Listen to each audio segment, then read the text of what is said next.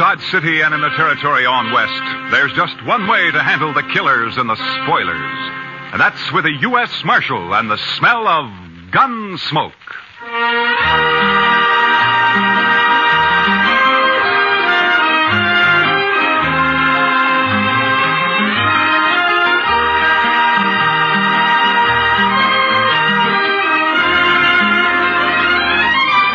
Gunsmoke, starring William Conrad. The story of the violence that moved west with young America. The story of a man who moved with it. Matt Dillon, United States Marshal.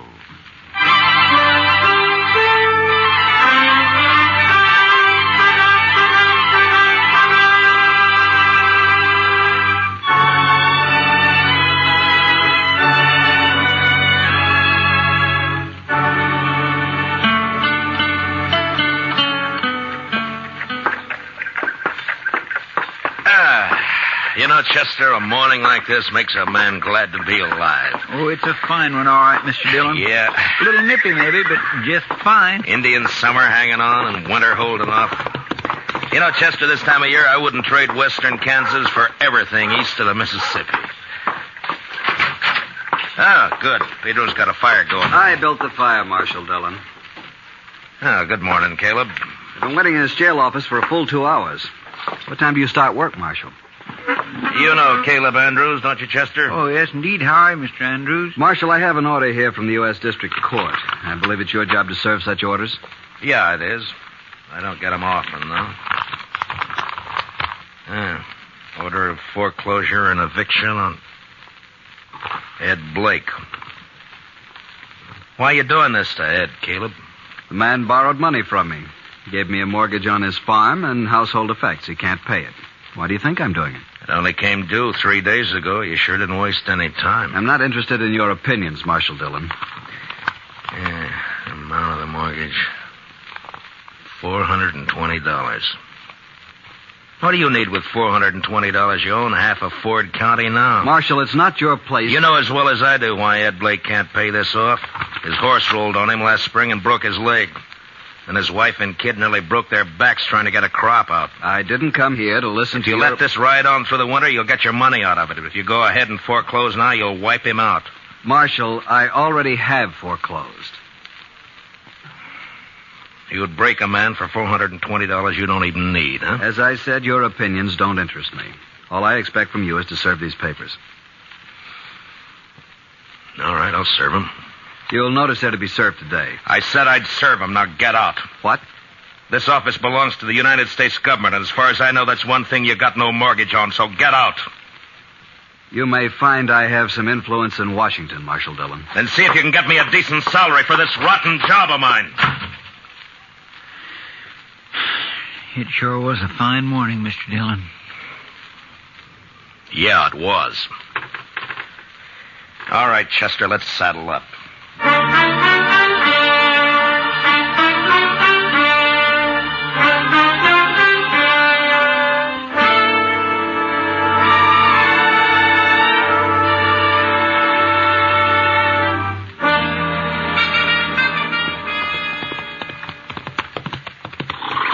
This is one job I surely wish we didn't have to do, Mr. Dillon. Yeah. My, this sure is a nice farm. Ed and Martha have put in a lot of work here the last 4 years. We don't have any choice, Chester. Yes, sir, I know. It's a downright shame, though. Hey, Marshal! Oh, boy. Wow. Hi, Jimmy. Look at here what I got, Marshal. Well, looks to me like a mighty dead coyote. Sure, that's what it is. He's been killing my chickens, so last night I hid out behind the barn. Yeah? I got him with one shot, Mr. Dillon, and there wasn't even a full moon. Well, that's fine, Jimmy. Matt Dillon, how are you? Oh, good morning, Martha. And Chester, too. Miss Blake? Well, I'm glad to see you. Get down, come on in. Oh, thank you. Jimmy, now that you showed that thing to Mr. Dillon, take it away somewhere. All right, Mom. He sure is a big one, ain't he, Mr. Dillon? Yeah, about the biggest I ever saw, Jimmy. He's real proud of those chickens of his. He's done fine with them. Well, here I am, though, keeping you standing out here in the yard. Come on, let's go inside. Well, we really can't stay, Martha. Oh, nonsense. You don't get out here once in a coon's age. Yeah, I know, but And you're just in time. Your favorite dish, Matt. I was about to take it out of the oven when you rode up. Cornbread. Buttermilk cornbread, huh? That's right. Ed's not here, but you will say, won't you? Well, Martha, I'd like to, but, well, we just can't, that's all. The thing is that, you say Ed's away? Yes, he's in town. Matt, you're not yourself. What is it? Well, I suppose I ought to talk to Ed about this, but maybe it'll be better if he hears it from you. Here's what? Martha, I got a court order here. It has to do with that mortgage of Caleb Andrews. It's a order of foreclosure and eviction and sale. No. Oh, no. Here it is. We were so sure he'd extend it. He knows what happened, why we couldn't pay it. We were sure he'd extend it. Well, he won't. I talked to him. Matt, how long before we have to get out? 5 days. So soon. You were right, Matt. It is better that Ed hears it from me. Coming on top of everything else, it'll... Well, I can't let it break him. I just can't let it break him. Martha, if there's anything I can do, you let me know, huh? Matt, I don't blame you for this. I understand. Well, come on in now and have some cornbread with well, us. I couldn't. I'm sorry. Thank you anyway, Martha. But I just couldn't.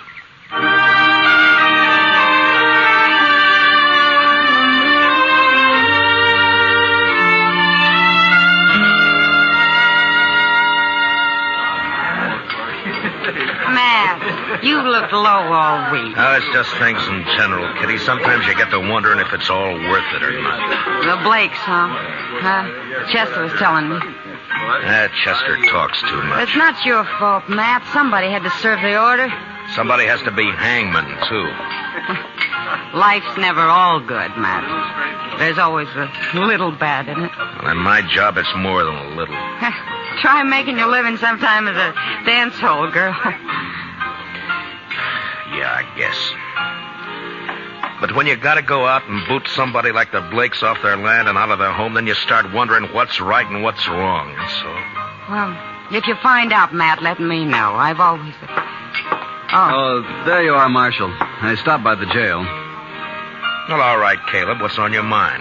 That Blake family, Marshal, they were supposed to vacate today. Well, they haven't done it. I rode by there a little while ago. According to the court order, they got until sundown.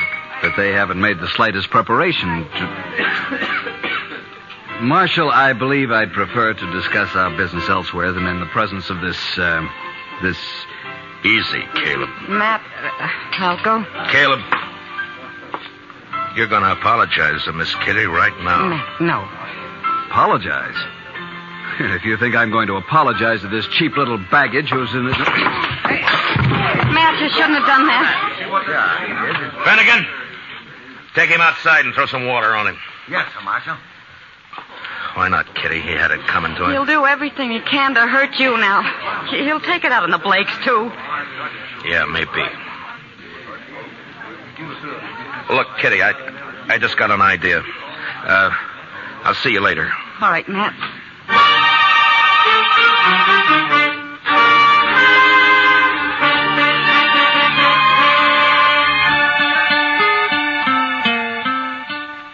But, Matt, the mere fact a man runs a bank doesn't always mean he's got a free hand in everything he does. A bank has stockholders, a board of directors. I've got to listen to them. I think they'd approve the loan, Clem. Another thing, Caleb Andrews is the biggest account I've got. If I crossed him by taking this loan you suggest, Matt, he'd break me. I see. All right, Clem. Forget it. Matt, I realize I'm under obligation to you. You saved my life that time the James brothers held me up. Saved the bank, too, in fact, but... That was part of my job, Clem. There's no obligation. I was just asking you as a friend to help out another friend. Matt, I'd like to do it, but I just can't. Don't you see? Yeah, sure, Clem. I see. Just forget it. Gotta think of my wife and the two girls. Yeah, of course you have. It's not that I don't want to help. I understand, Clem. I really do. Forget it.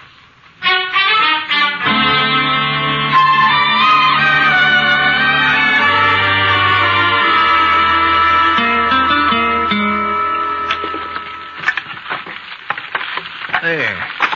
That ought to hold it a while. That fire feels kind of good, Mr. Dillon. It's getting chillish out tonight. Yeah, I guess we better have Pedro lay in some more wood. Yes, sir. When winter sets in, it always makes you feel good to know you got a warm place to hole up. Be mighty rough not to have a... Yeah, I was thinking of the same thing, Chester. You suppose they vacated this afternoon? I don't know. We'll ride out there in the morning and find out. Sure is a shame. It's just too bad that... Come in. Can we bother you, Matt? Ed! Well, come in, Martha. Well, hiya, Jimmy. Come on up to the stove, folks. Come on. Matt, the fact is that we kind of like to impose on you for tonight. We haven't got any place to go, no money. Wondered if we could sleep in the jail tonight. Oh, sure, Ed. Chester, would you get a fire going back there? All right, Mr. Dillon. And dig up some blankets out of the storeroom, huh? Yes, sir. Want to come help me, Jimmy? Jimmy? Now, you go along with Chester now, boy. Go on. All right. He doesn't understand all this, Matt.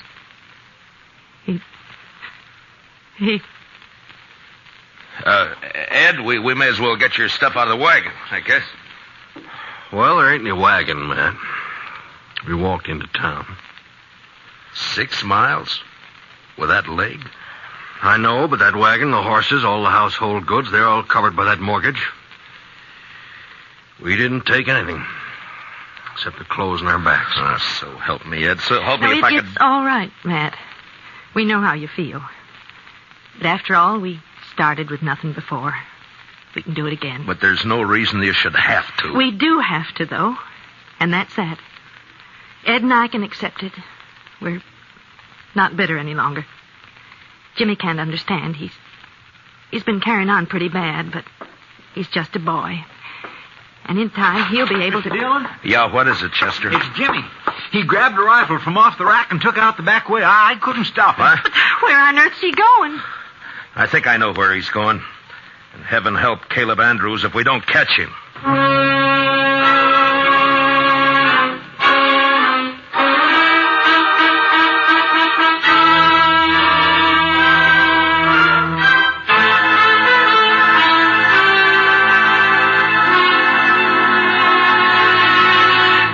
We will return for the second act of Gunsmoke in just a moment. But first, that widely traveled man of music, Mr. Vaughn Monroe, will land in Pottstown, Pennsylvania this Saturday night. The Moon Maids, the Moon Men, and the Monroe Ensemble will be on hand to enliven the session. Remember, tomorrow night and every Saturday evening, it's Vaughn Monroe and his musical caravan on most of these same CBS radio stations. Now, the second act of Gunsmoke.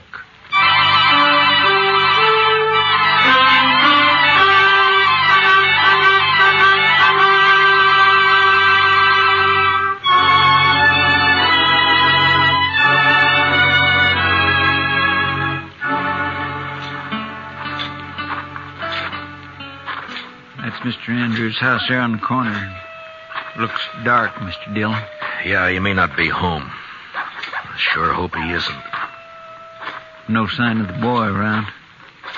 Reckon he broke in the house, Mr. Dillon? Maybe. Anyhow, it's 10 to 1. This is where he headed for. His mother said he was real upset about it, and it's just like a kid. Chester? Hmm? There's somebody back of that tree up there on the left. Yeah. Think it's him? I don't know. Just keep on walking. Yeah, it's him, all right. I can see the moonlight on the rifle barrel. Will we try to rush him, Mr. Dillon? Well, not unless you're thinking of suicide. I'm going to talk to him, Chester. Jimmy? It's me, Matt Dillon. Go away, Mr. Dillon. Better go away now. Don't bother me. I can't do that, Jimmy. You're a friend of mine, and I figure you're waiting here to do something that you'd be sorry for, and I I can't let you do that. Nothing you can do about it, Mr. Dillon. I got a gun here and I'm going to kill him. You go away now and leave me alone.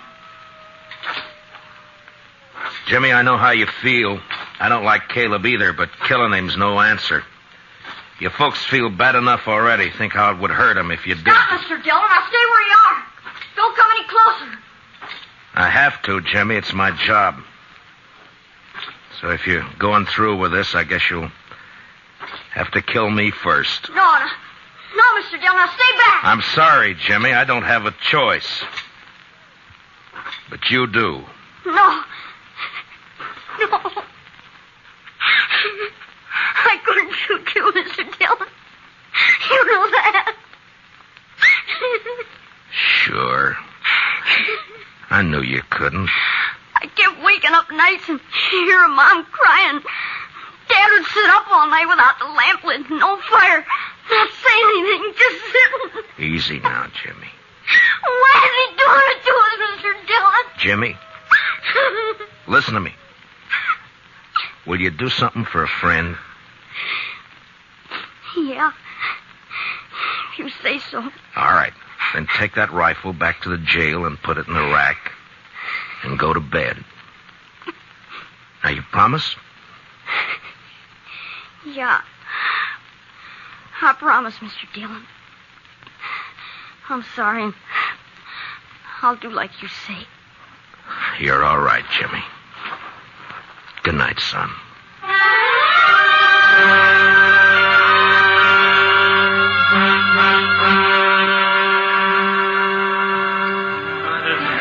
I could have told you Clem Bates wouldn't do anything, Matt.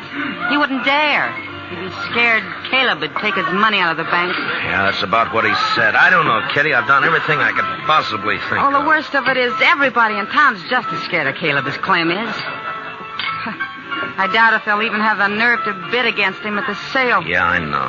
He'll probably get the place at not much more than the amount of the mortgage.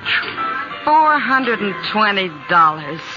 Matt, I've seen more than that change hands across a poker table here in one deal. You think that's all it takes? I beg your pardon, Miss Kitty. Oh, of course, Jack. I'm not usually one to eavesdrop on people, but I have been listening to you, too. Jack, have you met Marshal Dillon? No, I haven't had the pleasure. The reason I butted in, Miss Kitty, I heard you talking about these people losing their home. I don't know this fellow Blake. He's never done any business over my table and probably never will. No, I don't think he's ever been in here. And I don't know if this will make sense.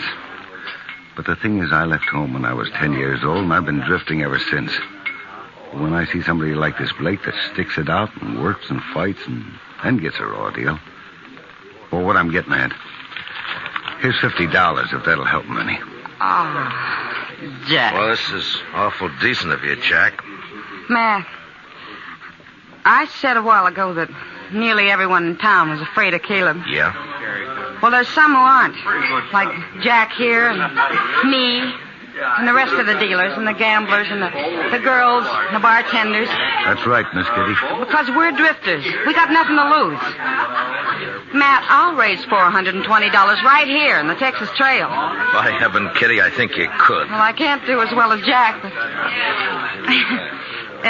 here's 20 from me. Boys! Everybody! Now listen to me for a minute. I got something to say.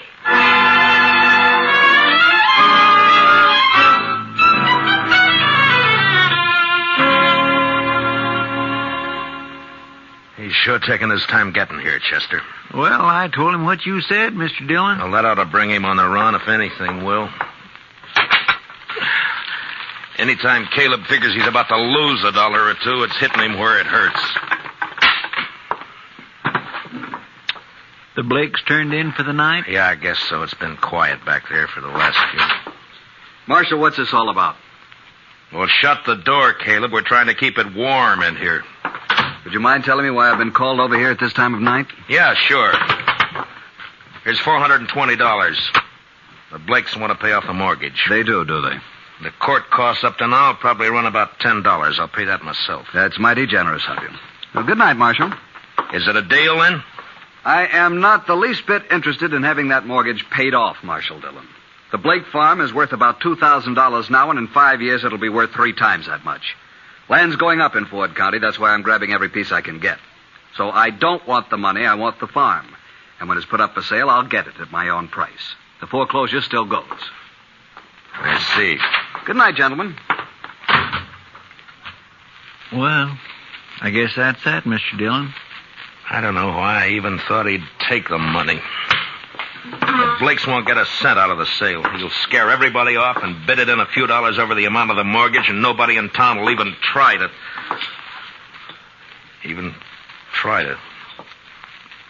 Try to what, Mr. Dillon? Chester, I'm going over and wake up Clem Bates. I got an idea, and if it works, we'll hold that sale at noon tomorrow. That's pretty short notice to find an auctioneer. I don't need an auctioneer, Chester. This one I'm going to run myself.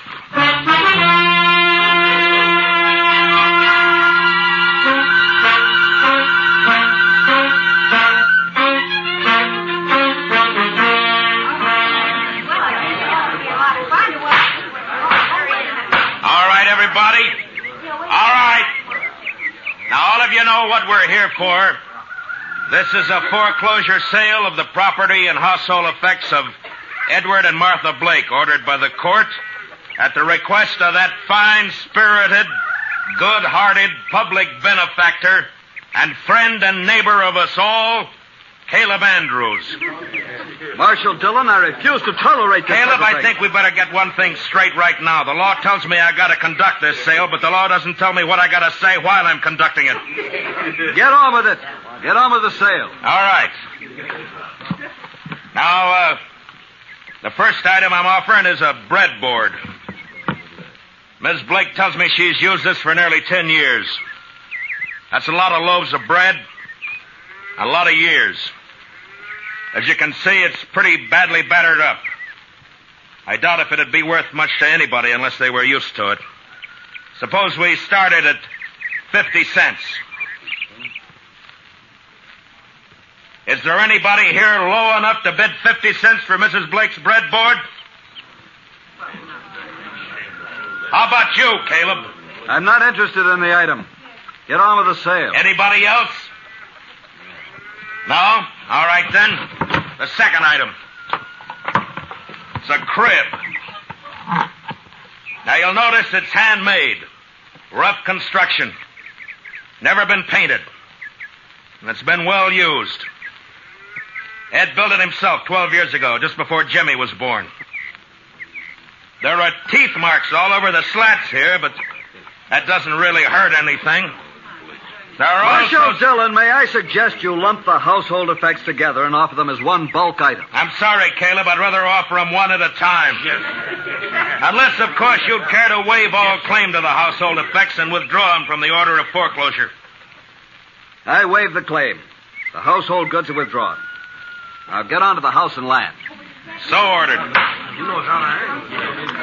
Now, the item offered is 160 acres of tillable land, a 4-room house, and a barn. I won't read through the description. You all know the property. It's a good farm. The amount of the mortgage is $420. Held by Caleb Andrews. All right, the bidding's open. What am I offered? $450. I have $450 from Caleb Andrews. Do I hear another bid?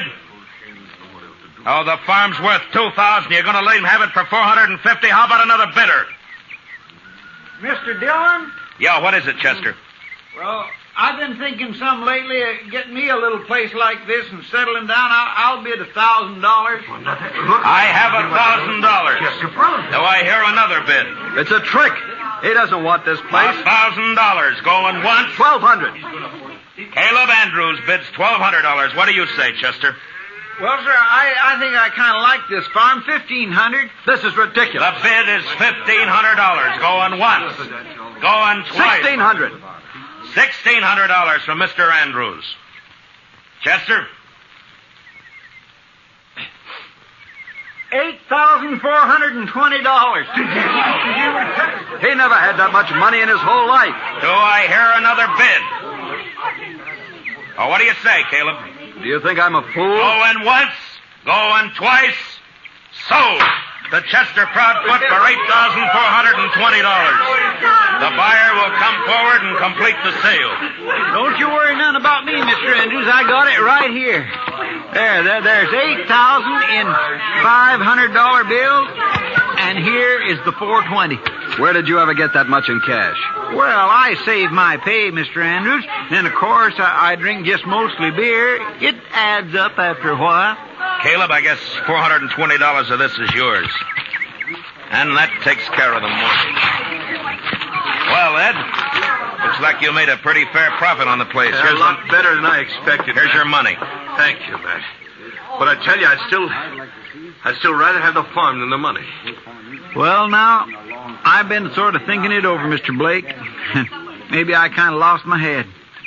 But when you come right down to it, I don't know what I'd ever do with a farm, so if you'd like to buy it, I'll take a $420 loss and sell it back to you for $8,000 cash.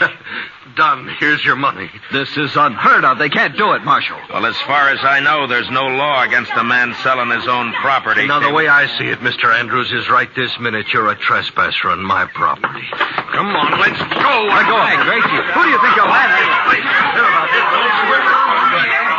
Chester, you better get that $8,000 back to the bank. Clem Bates is probably worrying himself into a breakdown for fear somebody will find out that he let us have it. All right, Mr. Dillon, I'll see you in town later. Yeah. Oh, Matt, I don't know how we can ever thank you for what you've done. Not me, Martha. Thank the bunch that work at the Texas Trail. You know, they're bums and drifters, most of them. But when Kitty told them the story, they really came through. We'll pay it back, Matt, every cent of it. And, well, that girl, Kitty, I guess I've said some hard things about her in the past, but... Matt, will you ask her to come out to dinner some afternoon? What? I'd like to thank her myself. Sure, Martha. I'll ask her. And I think she'll appreciate that more than you'll ever know.